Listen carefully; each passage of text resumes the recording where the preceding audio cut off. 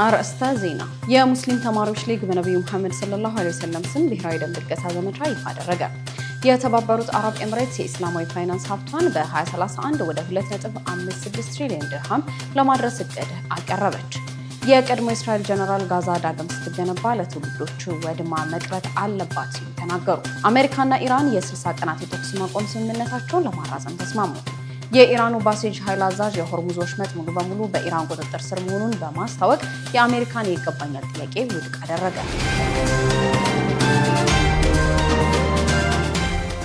ፕሮፐርቲስ ለመኖሪያ ምቹ በሆነችው ሳር ቤት ላይ ከአደም ህንፃ አጠገብ እንደዚሁም ደግሞ ቡልጋሪያ ላይ ከአልነጃሺ መስጊድ ፊት ለፊት እጅግ ዘመናዊና ቅንጡ የሆኑ የመኖሪያ ቤቶችን ከባለ 1 መኝታ እስከ ባለ 3 መኝታ በተለያዩ የካሬ አማራጭ ያላቸውን ቤቶች በ20% ቅድመ ክፍያ እንደዚሁም 80%ቱን ያለምንም ወለድ ያለምንም ዋጋ ጭማሪ ከፍላችሁ የምትጨርሱበትን ያከፋፈል ሁኔታ አመቻችተን በሽያጭ ላይ እንገኛለን።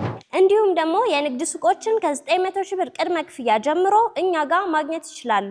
ለበለጠ መረጃ ታች በምናስቀምጠው ስልክ ይደውሉልን። ቴምር ፕሮፐርቲስ የህልሞ ማረፊያ።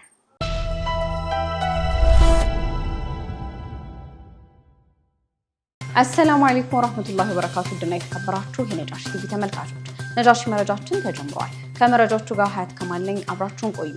ሙስሊም ተማሪዎች ሊግ በነብዩ መሐመድ ሰለላሁ ዐለይሂ ወሰለም ስም ብሔራዊ ደም ልገሳ ዘመቻን ይፋ አደረገ።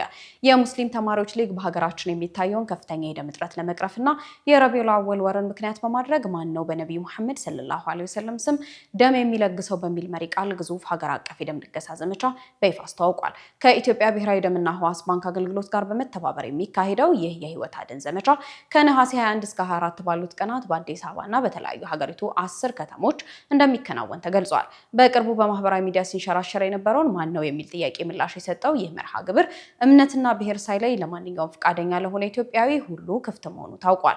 በሀገራችን በየዓመቱ ከሚፈለገው 500,000 ዩኒት ደም ውስጥ የሚሰበሰበው 200,000 ዩኒት ያህሉ ብቻ መሆኑን የገለጸው የሙስሊም ተማሪዎች ሊግ ከፍተኛ የደም እጥረት መኖሩን ለካንሰር፣ ለወሊድ፣ ለድንገተኛ አደጋና ለቀዶ ጥገና ታካሚዎች የደቀነውን ስጋት ለመቅረፍ እቅድ መያዙን አስታውቋል። የድርጅቱ የፕሮጀክት አስተባባሪ አቶ አክራም መሐመድ እንደገለጹት ዘመቻው ነብዩ መሐመድ ለዓለማት ያሳዩትን እዝነት በተግባር ለመተርጎም ያለመ ሲሆን የኢትዮጵያ የደምና ህብረ ህዋስ ባንክ የደም ለጋሾች አስተባባሪ ዶክተር መላሽ ገላው በበኩላቸው የሙስሊም ማህበረሰብ ህይወት የመታደግ ተግባር ላይ ግንባር ቀደም መሆኑን ጠቅሰው የሊጉን ተነሳሽነት አድንቀዋል። መርሃ ግብሩ በአዲስ አበባ ብቻ ከ6 በላይ የልገሳ ጣቢያዎችን የሚያካትት ሲሆን የለጋሾችን ደህንነት ለመጠበቅና ምቾት ለመስጠት በሰለጠኑ የደም ባንክ ባለሙያዎች ክትትልና ለወንዶችና ሴቶች በተለያዩ ድንኳኖች ተደራጅቶ እንደሚካሄድም ገልጿል። በተጨማሪም ለለጋሾች የጣሽ ሽልማት የተዘጋጀ ሲሆን ሊጉ የመገናኛ ብዙሃን፣ የበጎ አድራጎት ድርጅቶች፣ የሃይማኖት አባቶችና ተጽዕኖ ፈጣሪዎች የዚህ ታላቅ ሀገራዊና ሰብአዊ እንቅስቃሴ አካል እንዲሆኑ ጥሪውን አቅርበዋል።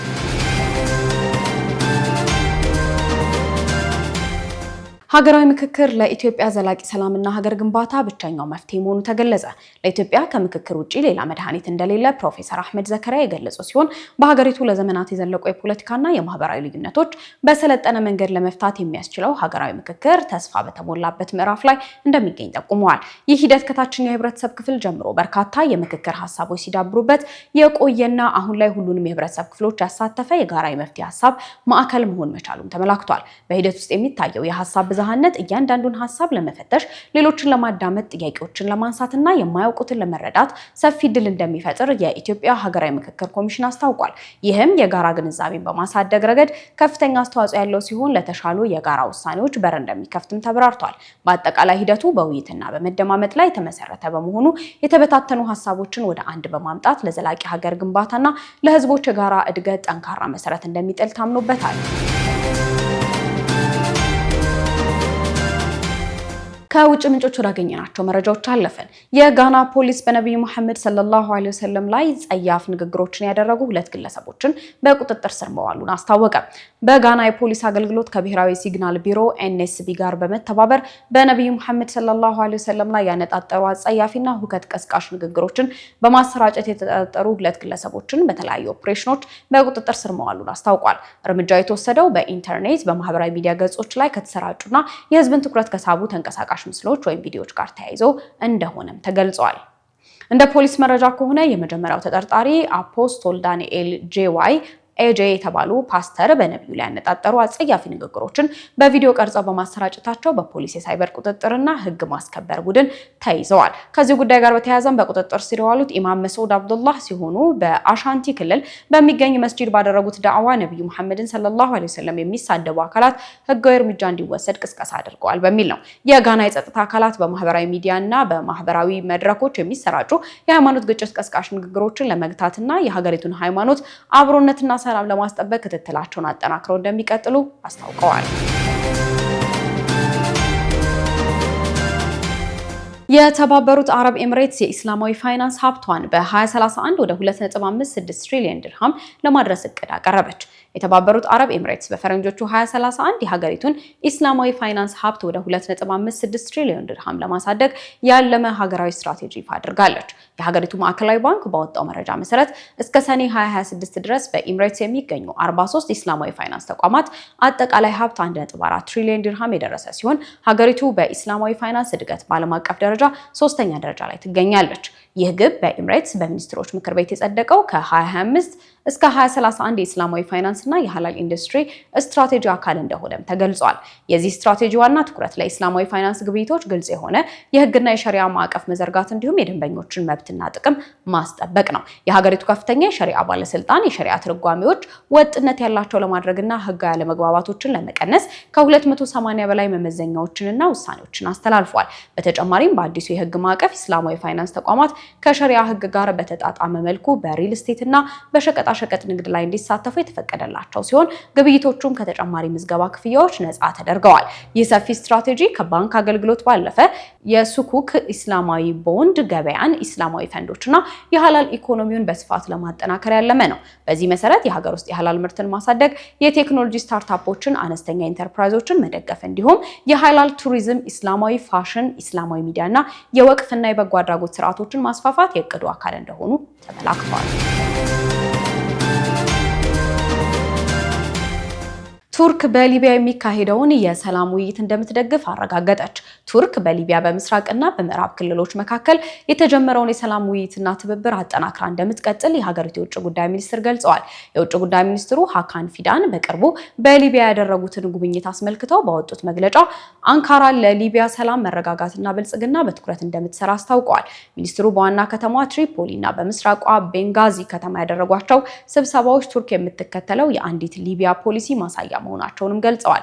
ሃካን ፊዳን በቆይታቸው ከተለያዩ የሊቢያ ከፍተኛ የፖለቲካና የጸጥታ አመራሮች ጋር የተወያዩ ሲሆን በተለይም በሀገሪቱ የፖለቲካ የሽግግር ሂደት፣ በቀጠናዊ የጸጥታ ጉዳዮችና በሁለትዮሽ ትብብሮች ዙሪያ ሰፋ ያለ ምክክር ማድረጋቸውን ጠቁመዋል። ቱርክ የሊቢያን ሰላም ከራሷ ሰላም ለይታ እንደማታይ ያረጋገጡት ፊዳን በተለይም በደህንነትና በመከላከያ ዘርፍ የሚደረገው ትብብር ለቀጠናው ደህንነት ወሳኝ ሚና እንዳለው አጽንኦት ሰጥተዋል።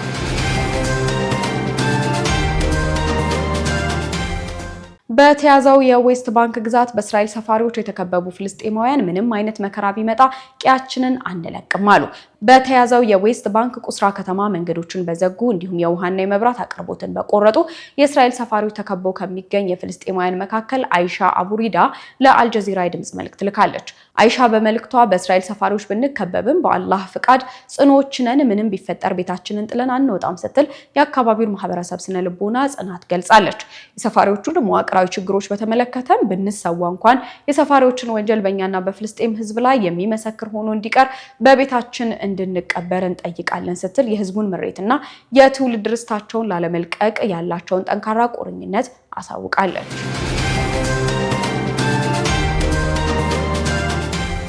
ከግማሽ በላይ የሚሆነው የጋዛ ነዋሪ ለከፋ የውሃ እጥረትና የንጹህ ውሃ ችግር መጋለጡን ተመድ አስታወቀ። የተባበሩት መንግስታት ድርጅት የሰብአዊ ጉዳዮች ማስተባበሪያ ቢሮ አብዛኛው የጋዛ ነዋሪ በቂ ንጹህ ውሃ፣ የንጽህና መጠበቂያና የፍሳሽ ማስወገጃ አገልግሎቶችን ማግኘት ባለመቻሉ ለከፋ የጤናና የሰብአዊ ችግር መጋለጡን አስታወቀ። ተቋሙ በሪፖርቱ እንዳመለከተው ከ1.3 ሚሊዮን በላይ የሚሆነው የጋዛ ህዝብ በቀን ከ6 ሊትር በታች እንዲሁም 700 ሺህ የሚጠጋው ነዋሪ ደግሞ ከ9 ሊትር ያነሰ ውሃ ብቻ እያገኘ ይገኛል። አቅርቦት በድንገተኛ ጊዜ ለአንድ ሰው ከሚያስፈልገው 15 ሊትር መደበኛ መጠን ጋር ሲነጻጸር እጅግ አነስተኛ በመሆኑ ነዋሪዎች የግል ንጽህናቸውን ለመጠበቅም ሆነ የልጆቻቸውን መሰረታዊ ፍላጎት ለማሟላት በእጅጉ መቸገራቸውን ገልጿል። በውሃ ማደያዎች አካባቢ ከፍተኛ መጨናነቅ መፈጠሩን ያመላከተው ሪፖርቱ በቂ የውሃ መያዣ ባለመኖሩ ምክንያት ውሃ የማመላለሱ አድካሚ ስራ በህፃናት ላይ መውደቁን ማስታውቋል። በአሁኑ ወቅትም ከ4 የጋዛ ነዋሪዎች 3ቱ በውሃ ጫኝ መኪኖች ላይ ጥገኛ መሆናቸው ተገልጿል። ከውሃ እጥረቱ በተጨማሪ የንጽህና አገልግሎት መጓደል ሌላው አሳሳቢ ጉዳይ መሆኑን የገለጸው ሪፖርቱ በጋዛ ከሚገኙ አባወራዎች መካከል መሰረታዊ ንጽህና መጠበቂያ ያላቸው ግማሽ ያህሉ ብቻ መሆናቸውን አብራርቷል። በዚህም ከ900 ሺህ በላይ የሚሆኑ ነዋሪዎች በመኖሪያ አካባቢያቸው በሚከማች ቆሻሻ ምክንያት ለከፋ የጤና ቀውስ መጋለጣቸውን አስገንዝበዋል። ዩኒሴፍ በዌስት ባንክ የሚገኙ ህጻናትን ለመጠበቅ የተባበሩት መንግስታት የደህንነት ምክር ቤት አስቸኳይ እርምጃ እንዲወስድ ጠየቀ። የተባበሩት መንግስታት ድርጅት የህጻናት መብቶች ፈንድ በዌስት ባንክ እያደገ የመጣውን ሁከትና ጥቃት በህጻናት ላይ ያደረሰ ያለው ውድመት በአስቸኳይ እንዲቆም በመጠየቅ የተባበሩት መንግስታት የደህንነት ምክር ቤት ህጻናትን ለመጠበቅ የሚያስችል የፖለቲካ መፍትሄ እንዲፈልግ ጥሪ አቅርቧል። የዩኒሴፍ ምክትል ስራ አስፈጻሚ ዳይሬክተር ሃናን ሱሌይማን ለደህንነት ምክር ቤቱ በሰጡት መግለጫ እንደ አውሮፓውያን አቆጣጠር ከጃንዋሪ እስከ ጁላይ 2024 ባሉት 7 ወራት ውስጥ ብቻ በዌስት ባንክና ምስራቅ ኢየሩሳሌም 174 የፍልስጤም ህጻናት መገደላቸውን በተባበሩት መንግስታት ድርጅት መረጋገጡን ገልጸዋል። ከአንድ በላይ ህጻን እንደሚገደል የሚያሳይ አስደንጋጭ ቁጥር መሆኑን ተመላክቷል። እንደ ምክትል ስራ አስፈጻሚዋ ገለጻ በተመሳሳይ ጊዜ ውስጥ ከ1500 በላይ የፍልስጤም ህጻናት የአካል ጉዳት እየደረሰባቸው ሲሆን ከነዚህ መካከል አብዛኞቹ በእውነተኛ ጥይት የተመቱ ናቸው። ጥቃቱና ጉዳቱ በተለይም በታዳጊ ወንዶች ልጆች ላይ የሚያተኩር ሲሆን በተመሳሳይ ጊዜ ገደቡ 3 የእስራኤል ህጻናት መገደላቸውና 15 ያህሉ መቁሰላቸው ተገልጿል። ይህ የተባባሰው ጥቃት ወታደራዊ እንቅስቃሴና የሰፋሪዎች ጥቃት በህፃናት ላይ ከአካላዊ ጉዳት ባሻገር ከፍተኛ ስነ ልቦናዊ ስጋት መፍጠሩን የጠቀሱት ሃናን ሱሌይማን ህፃናት ወደ ትምህርት ቤት በሚሄዱበትና በሚመለሱበት ወቅት እንኳን ለከፍተኛ ፍርሃት መጋለጣቸውን አብራርተዋል። ዩኒሴፍ በማህበራዊ ሚዲያ ባጋራው የምስልና የጽሁፍ መልእክትም የህፃናት ህይወትን ለመታደግ ይቻል ዘንድ ለደህንነት ምክር ቤቱ 4 አስቸኳይ ጥያቄዎችን አቀርበዋል። ህፃናትን መጠበቅ፣ ማፈናቀልን ማስቆም፣ መሰረታዊ አገልግሎቶችን ማስቀጠልና የሰብአዊ እርዳታ እንቅስቃሴን መጠበቅ የሚሉት ይገኙበታል። ምክትል ስራ አስፈጻሚው አክለውም ሰብአዊ ድርጅቶች እርዳታ ማቅረብ ቢችሉም የህፃናትን ደህንነት የሚያረጋግጥ የፖለቲካ ሁኔታን የመፍጠር ዋና ኃላፊነት የዓለም አቀፍ አባል ሀገራት መሆኑን አስገንዝበዋል። በዌስት ባንክ የሚገኙ ህፃናት እንደ ማንኛውም የዓለም ህፃናት በሰላም የመኖር፣ የመማር፣ የመጠበቅና ከሁከትና ፍርሃት ነፃ የሆነ የወደፊት ጊዜን የማለም ሙሉ መብት እንዳላቸው በማሳሰብ ንግግራቸውን ደምድመዋል። የቀድሞ የእስራኤል ጀነራል ጋዛ ዳግም ሳትገነባ ለትውልዶች ወድማ መቅረት አለባት ሲሉ ተናገሩ። የቀድሞ የእስራኤል ብሔራዊ ደህንነት ምክር ቤት ኃላፊና የጦር ሰራዊቱ የእቅድና ዘመቻ መምሪያ ኃላፊ የነበሩት ጀነራል ጂዮራ አይላንድ ጋዛ ዳግም ሳትገነባ ለትውልዶች ወድማ መቅረት አለባት ሲሉ መናገራቸውን ሚድል ኢስት ሞኒተር ዘግቧል። የተለያዩ ዜና ወኪሎችም ይህንን ዘግበውታል። ጀነራሉ ረሃብን እንደ ጦር መሳሪያ መጠቀም በግልጽ የሚደገፍ ሲሆን እስራኤል በጋዛ ውስጥ የተቆጣጠረችውንና ቢጫው መስመር በመባል የሚታወቀውን ግዛት በምንም አይነት ሁኔታ አሳልፋ መስጠት እንደሌለባትም አሳስበዋል። ሀቢብ በሽር ዝርዝር አለው፣ ተከታትለን እንመለስ። በዛሬው የዜና ዳሰሳችን በመካከለኛው ምስራቅ የጂኦፖለቲካ መድረክ ላይ ከፍተኛ ማዕበል እየፈጠረ ያለውንና የጋዛን የወደፊት ዕጣ ፈንታ በተመለከተ ከእስራኤል ከፍተኛ የጦር ጀነራሎች አንዱ የተሰማውን አወዛጋቢና አስደንጋጭ ሐሳብ ይዘን ቀርበናል። ጦርነት ሲያበቃ መልሶ ግንባታ ይከተላል የሚለው የዘመናት የዓለም አቀፍ ሕግና የሞራል እሳቤ አሁን ላይ በፖለቲካው ስሌትና በስትራቴጂካዊ ፍላጎት እንዴት እየተቀለበሰ እንደሆነ በዝርዝር እንመለከታለን። አብራችሁን ቆዩ።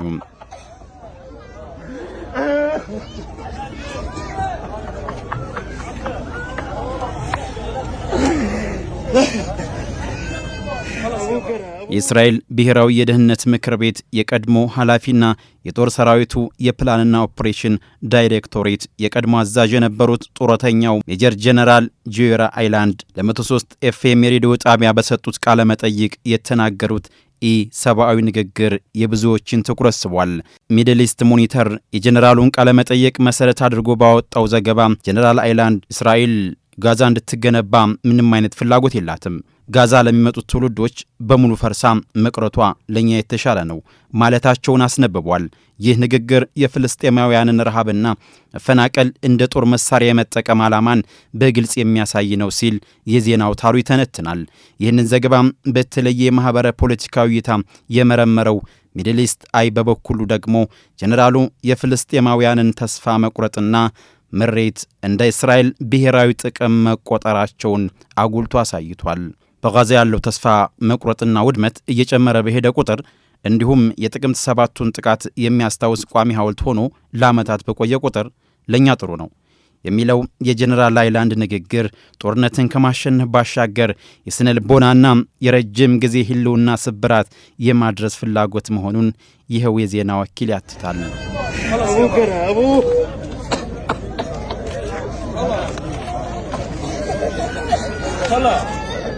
የመሬት ይገባኛልና የቢጫው መስመር ፖለቲካ ከዚህ ውድመትን ከማጽናት ፍላጎት ጀርባ ሌላ ትልቅ ስትራቴጂካዊ ፖለቲካ ተደብቋል።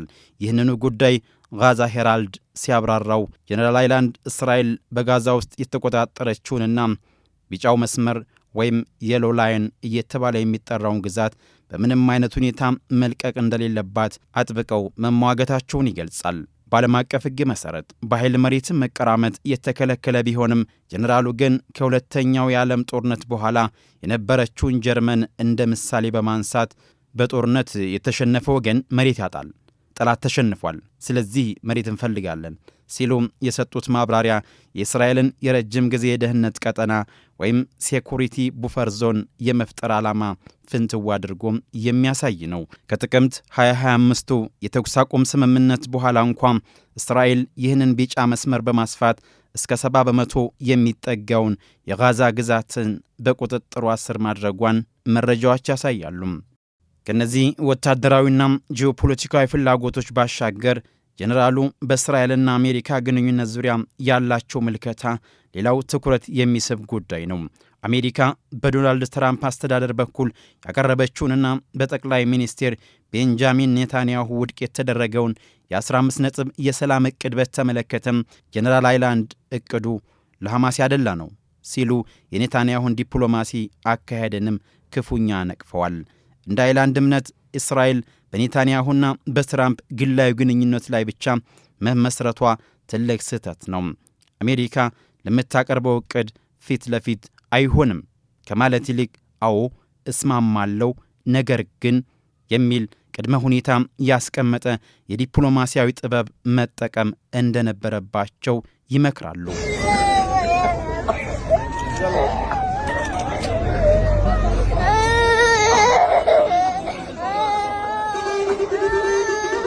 የሰብአዊ ቀውሱና የዓለም አቀፍ ሕግ እይታም ወደ መሬት ላይ ያለው እውነታ ስንመለስ ግን እነዚህ ፖለቲካዊና ወታደራዊ ስሌቶች ዋጋ ከፋይ ሆነው የሚገኙት ንጹሐን ጋዛውያን ናቸው። ጀነራል አይላንድ በሰሜን ጋዛ የሚገኙ ፍልስጤማውያንን በማፈናቀል በቀሪዎቹ ላይ ምግብ፣ ውሃ፣ ነዳጅና መድኃኒት በመከልከል ሙሉ ከበባ ለማድረግ የቀረበው አወዛጋቢው የጀነራሎች ዕቅድ ጠንሳሽ መሆናቸው ይነገራል። ደቡብ አፍሪካም በእስራኤል ላይ በዓለም አቀፍ የፍትህ ፍርድ ቤት ወይም አይሲጄ ላቀረበችው የዘር ማጥፋት ክስ የዚህን ጀነራል ንግግሮች እንደ ዋነኛ የዘር ማጥፋት ሐሳብ ማሳያ አድርጋ ማቅረቡ አይዘነጋም። እንደ ፍልስጤም የጤና ባለሥልጣናት መረጃ ከጥቅምት 7 2023 ጀምሮ እስካሁን ከ73386 በላይ ፍልስጤማውያን ሲገደሉ የተኩስ አቁም ከተደረገበት ጊዜ አንስቶ ብቻ ከ1250 በላይ ዜጎች ሕይወታቸው ተቀጥፏል። እንደተባበሩት መንግስታት የሕፃናት መርጃ ድርጅት ዩኒሴፍ መረጃ ደግሞ ባለፉት 10 ወራት ብቻ 300 ሕፃናት መገደላቸውን ያሳያል። ዓለም አቀፍ የሰብአዊ ሕግ ሲቪሎችን በረሃብ መቅጣትና መሠረታዊ ፍላጎቶችን መከልከልን አጥብቆ ይቃወማል። በአጠቃላይ ስንገመግመው የጀነራል ጆይራ አይላንድ አስተያየቶች የጋዛ መልሶ ግንባታ ጥያቄ ከእስራኤል የረጅም ጊዜ ወታደራዊ ቁጥጥር፣ የመሬት ይገባኛልና ስትራቴጂካዊ ወይም ስልታዊ የውድመት ፖለቲካ ጋር ምን ያህል በጥብቅ የተቆራኘ እንደሆነም ቁልጭ አድርገው የሚያሳዩ ናቸው። ጋዛም ከፍርስራሹ አቧራ ተነስታ ዳግም ሕይወት ትዘራለች ወይስ እንደ ጀነራሉ ምኞት ለትውልዶች ፈርሳ የፖለቲካ ሐውልት ሆና ትቀራለች? ይህንን ጊዜ የሚመልሰው ጉዳይ ሲሆን እኛም አላህ ዕድሜ ከሰጠን በሂደት የምንመለከተው ይሆናል።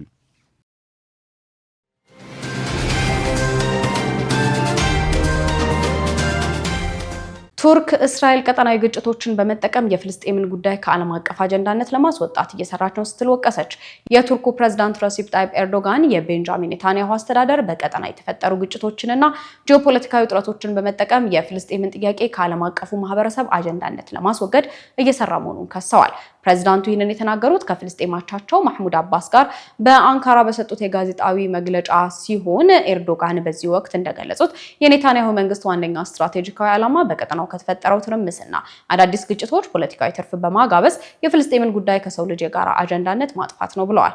አክለውም የቱርክ መንግስት ሉዓላዊነት የፍልስጤም ሀገር እንድትመሰረት የሚያደርገውን ዲፕሎማሲያዊና ፖለቲካዊ ትግል አጠናክሮ እንደሚቀጥል ቃል መግባታቸውን አልጀዚራ ዘግቧል። በማህበረ ፖለቲካ ስነ ልቦና አውድ የእስራኤልን መዋቅራዊ ጫና በተመለከተ ኤርዶጋን ሲያብራሩ እስራኤላውያን ምንም አይነት ማወናበጃ ቢሰሩም ሊሳካላቸው አይችልም። የፍልስጤምን ጉዳይ ለማጥፋት በሚሞክሩበት ቁጥርም ጉዳዩ በሰዎች ልብ ውስጥ ይበልጥ ስር እየሰደደና እያደገ ይሄዳል ብለዋል። የፍልስጤሙ መሪ ማህሙድ አባስ የዲፕሎማሲ አማካሪያቸውን ማጂድ ፋራጅንና ከፍተኛ የፍልስጤም ባለስልጣናት ዚያድ አቡ አምርን አስከትለው ትናንት ማክሰኞ አንካራ የገቡ ሲሆን ከቱርኩ ፕሬዝዳንት ጋር ያደረጉትን ወቅታዊ የቀጠናዊ የጂኦፖለቲካዊ ጉዳዮችና የሁለትዮሽ ውይይት እጅግ ወሳኝና ፍሬያማ ነው ሲሉ ገልጸውታል። አሜሪካና ኢራን የ60 ቀናት የተኩስ ማቆም ስምምነታቸውን ለማራዘም ተስማሙ። አሜሪካና ኢራን በኢስላማባድ የመግባቢያ ስምምነት መሰረት የተደረገውን የ60 ቀናት የተኩስ ማቆም ስምምነት ለማራዘም መስማማታቸውን አናዶሉ ኤጀንሲ ከፓኪስታን የመንግስት ምንጮች አገኘሁት ያለውን መረጃ አጋርቷል። የስምምነቱ ማብቂያ ነሐሴ 11 ቀን 2018 ከመድረሱ አስቀድሞ ሁለቱ ወገኖች የተኩስ ማቆም ስምምነቱን ለማራዘም ያላቸውን ፈቃደኝነት ለአሸማጋዮች ማስታወቃቸውን ከድርድሩ አቅራቢያ ያሉ ምንጮች ተናግረዋል። በአሁኑ ወቅትም ሁለቱም ወገኖች የተኩስ ማቆሙ ለምን ያህል ጊዜ እንደሚራዘም ለመወሰን በመልእክት ልውውጥ ላይ እንደሚገኙ ተጠቁሟል። በፓኪስታን አሸማጋይነት ሚያዝያ ወር ላይ የተጀመረው የተኩስ ማቆም ስምምነት ሰኔ 10 ቀን 2018 ወደ ሁለገብ የመግባቢያ ስምምነት ያደገ ቢሆንም ከደህንነት ዋስትናዎችና ከሆርሙዝ ወሽመጥ የነፃ መርከቦች እንቅስቃሴ ጋር በተያያዘ በተፈጠሩ አለመግባባቶች ምክንያት ንግግሩ ተጓቶ ቆይቷል። ይህንን ተከትሎም በሐምሌ ወር አጋማሽ ከሐምሌ 1 እስከ ሐምሌ 17 በሁለቱ ወገኖች መካከል ወታደራዊ ጥቃቶች ተለዋውጠው እንደነበርም ይታወሳል። የኢራኑ ባሲጅ ኃይል አዛዥ የሆርሙዝ ወሽመጥ ሙሉ በሙሉ በኢራን ቁጥጥር ስር መሆኑን በማስታወቅ የአሜሪካን ይገባኛል ጥያቄ ውድቅ አደረገ። በአሜሪካና በኢራን መካከል ያለው ጂኦፖለቲካዊ ውጥረት በስትራቴጂክ የሆርሙዝ ወሽመጥ ዙሪያ እያየለ መጥቷል። የኢራን እስላማዊ አብዮት ዘብ IRGC አጋር የሆነው የባሲጅ ጦር አዛዥ ሆጃቶል ኢስላም ሁሴን የሆርሙዝ ወሽመጥ ሙሉ በሙሉ በኢራን አስተዳደርና ቁጥጥር ስር እንደሚገኝ አስታውቋል። አዛዡ ለፋርስ ዜና ኤጀንሲ እንደተናገሩት አሜሪካውያን የኢስላማዊውን አብዮት ኃይል አይተዋል፣ ሀገራችን በሙሉ ደህንነት ጉዞዋን ቀጥላለች ብለዋል። ይህ የኢራን ባለስልጣን መግለጫ የተሰማው የአሜሪካው ፕሬዝዳንት ዶናልድ ትራምፕ ትሩዝ ሶሻል በተሰኘው ማህበራዊ ትስስር ገጻቸው አሜሪካ በወሽመጡ ላይ ሙሉ ቁጥጥር አላት ሲሉ ከጻፉ ከአንድ ቀን በኋላ መሆኑ የፍጥጫውን ስፋት ያሳያል። በተያያዘ ዜናም የቀድሞ ኢራን ዲፕሎማት አባስ ሐሚያር አሜሪካ በኢራን ላይ ከፈተችውን የኢኮኖሚና ወታደራዊ ጦርነት ፈተና ወድቃለች ሲሉም ተናግረዋል። ዲፕሎማቱ ለአልጀዚራ በሰጡት ማብራሪያ ቴህራን ለአሜሪካ ቅድመ ሁኔታዎች ወይም ምኞቶች እንደማትንበረከክ አጽንኦት ሰጥተዋል። የሆርሙዝ ወሽመጥ የጥቃት አቅጣጫን ለመቀየርና የጦርነት ህግጋትን እንደገና ለማስፈጸም ያስቻለ ስኬታማ የመከላከያ ወይም የማስፈራሪያ ካርድ መሆኑን አብራርተዋል። አክለውም ዋሽንግተን ቀድማ የገባቸውን ግዴታዎች ማፍረሷን በመጥቀስ አሜሪካ በጦርነቱ ሂደት በሆርሙዝ ወሽመጥ ወጥመድ ውስጥ ወድቃለች ሲሉም አጠቃለዋል።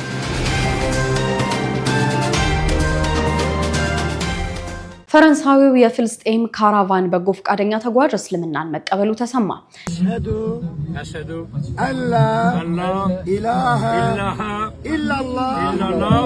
ሴባስቲያን የተባለው በጎ ፈቃደኛ ወደ ፍልስጤም እርዳታ ለማድረስ በመጓዝ ላይ ያለ በቱርክ ሻሃዳ በመያዝ እስልምናን ተቀብሏል። ዓለም አቀፉ የፍልስጤም ካራቫን በጋዛ እየተካሄደ ያለውን የዘር ማጥፋት ዘመቻ ለመቃወም ከ20 በላይ ሀገሮች የተውጣጡበት በመቶዎች የሚቆጠሩ አክቲቪስቶችን አሰባስቧል። አክቲቪስቶቹ ሙስሊሞችና ከእስልምና ውጭ የሆኑ ሰዎችም የተሰባሰቡበት መሆኑም ይነገራል። ተጓዦቹ ጉዟቸውን ከቦስኒያና ሄርዞጎቪና የጀመሩ ሲሆን በሐምሌ ወር መጨረሻ ላይም ቱርክ ገብተዋል ተብሏል። በቱርክ ከተጓዦቹ መካከል አንዱ የሆነው ፈረንሳዊ ሴባስቲያን በጉዞው ላይ እስልምናን ለመቀበል መወሰኑ ተነግሯል። በዚህም ሻሃዳ በመያዝ እስልምናን ተቀብሏል። እነዚህ የፍልስጤም ካራቫን ተጓዦች በነሐሴ ወር መጨረሻ ድረስ የፍልስጤም ድንበር አካባቢ ይደርሳሉ ተብሎ ይጠበቃል። በመጨረሻም ወደ ዕለቱ የቢዝነስ መረጃችን እናልፋለን። የቢዝነስ መረጃዎችን ዙበይዳ ሐሰን አዘጋጅተዋለች፣ እንደሚከተለው ይቀርባል። ኢትዮጵያ የቡና ምርትን የሚጨምር ሀገራዊ ጥቅል ልትጀምር መሆኑ ተሰምቷል። ኢትዮጵያ የቡና ምርታማነትን በማሳደግ አሁን ካለው በሄክታር አማካኝ 9 ኩንታል ወደ 21 ኩንታል ለማሳደግ አዲስ ሀገራዊ የቡና ልማት ፓኬጅ ወይም ጥቅል ይፋ ማድረጓን የተነገረው። ኢትዮጵያ በዚህ ፓኬጅ በ1.15 ሚሊዮን ሄክታር መሬት ላይ ዘመናዊ የአመራረት ስርዓት ለመዘርጋት ያስችላታልም ነው የተባለው። ይህም ጥቅል የቡና ምርታማነት በሄክታር ከ130 በመቶ በላይ ያሳድጋል ተብሎም ይጠበቃል።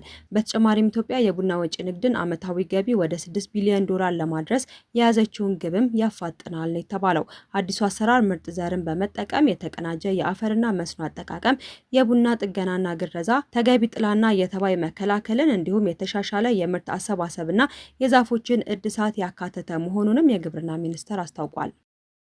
የግብርና ምርቶችን ወደ ውጪ በመላክ ከ559 ሚሊዮን ዶላር በላይ ገቢ መገኘቱ ተሰምቷል። ከአማራ ክልል የቅባትና ጥራጥሬ ምርቶችን ለውጭ ገበያ በማቅረብ ከ559 ሚሊዮን ዶላር በላይ የውጭ ምንዛሬ ገቢ መገኘቱን የክልሉ የንግድና የገበያ ልማት ቢሮ አስታውቋል። የቢሮው የሰብልና የኢንዱስትሪ ምርቶች ግብይት ዳይሬክተር የሆኑት አቶ ልንገረው አበሻ በተጠናቀቀው የበጀት ዓመት ከ5.4 ሚሊዮን ኩንታል በላይ የግብርናና የኢንዱስትሪ ምርቶች ወደ ውጪ መላካቸውን ተናግረዋል። ወደ ተለያዩ ሀገራት ከተላኩ የግብርና ምርቶች ውስጥም ከ1 ሚሊዮን 942 ሺህ ኩንታል በላይ ሰሊጥና ኑግ እንደሚገኝበትም ገልጸዋል። ቀሪው ደግሞ የቦሎቄ፣ የአኩሪ አተር፣ የማሾና የቡና ምርቶች መሆናቸውን ኢዜአ ዘግቦታል። በበጀት ዓመቱ ወደ ውጪ ከተላኩ የቅባት፣ የጥራጥሬና የቡና ምርት በአጠቃላይ ከ559 ሚሊዮን 880 ሺህ 84 የአሜሪካ ዶላር በላይ ገቢ መገኘቱን የተናገሩት ምርቶቹ ከተላኩባቸው ዋና ዋና አካባቢዎች መካከል ደግሞ አውሮፓ፣ መካከለኛው ምስራቅ፣ ህንድ፣ ሩቅ ምስራቅና የእስያ ሀገራት እንደሚገኙበትም ዘገባው አመላክቷል። ደቡብ አፍሪካ ኢትዮጵያን ጨምሮ የሀገራትን ዜጎች ወደ የሀገራቸው ለመላክ ያወጣቸውን ገንዘብ እንዲመልሱላት መጠየቋ ተሰምቷል። ደቡብ አፍሪካ፣ ናይጄሪያ፣ ማላዊና ኢትዮጵያ ዜጎቻቸውን ወደ ሀገራቸው ለመላክ የወጣውን ገንዘብ እንዲመልሱላት ጠይቃለች ነው የተባለው። የደቡብ አፍሪካ መንግስት በዚህ ስራ ላይ 292 ሚሊዮን ሩፒ ወይም ደግሞ ወደ 18.5 ሚሊዮን ዶላር ገደማ አውጥቷል ተብሏል። ሀገሪቱ ይህንን ገንዘብ ለማውጣትም በጀት አልመደበችም ነው የተባለው። የደቡብ አፍሪካ የሀገር ውስጥ ጉዳይ ኃላፊ የሆኑት ቶሚ ማይኮሆዴ ለፓርላማው እንደተናገሩት ለሶስት ሀገራት ደብዳቤ ጽፈዋል ተብሏል። ወጪዎቹ በደቡብ አፍሪካ የውጭ ጉዳይ ክፍል በኩልም እንዲመለሱ ነው የተጠየቀው። ሀገሪቱ ከናይጄሪያ፣ ማላዊና ኢትዮጵያ መልስ እየጠበቀች መሆኑንም ዘገባዎች አመላክተዋል። ደቡብ አፍሪካ በሀገሯ የሚገኙ አፍሪካዊ ስደተኞችን የማስወጣት ዘመቻ መጀመሯ ይታወቃል። በዚህም በአጭር ጊዜ ውስጥ ከ75000 እስከ 83000 የሚደርሱ ስደተኞችን ወደ የሀገራቸው ልካለችም ተብሏል። በዚህም ሀገሪቱ ስደተኞችን ለመላክ ከፍተኛ ወጪ ማውጣቷም ተገልጿል። ደቡብ አፍሪካ ይህ ስራ በበጀቷ ውስጥ እንዳልነበረ በመግለጽ ሶስቱ ሀገራት ለዚህ ክፍያ እንዲፈጽሙ እየጠየቀች መሆኑንም ዘገባዎቹ ገልጸዋል።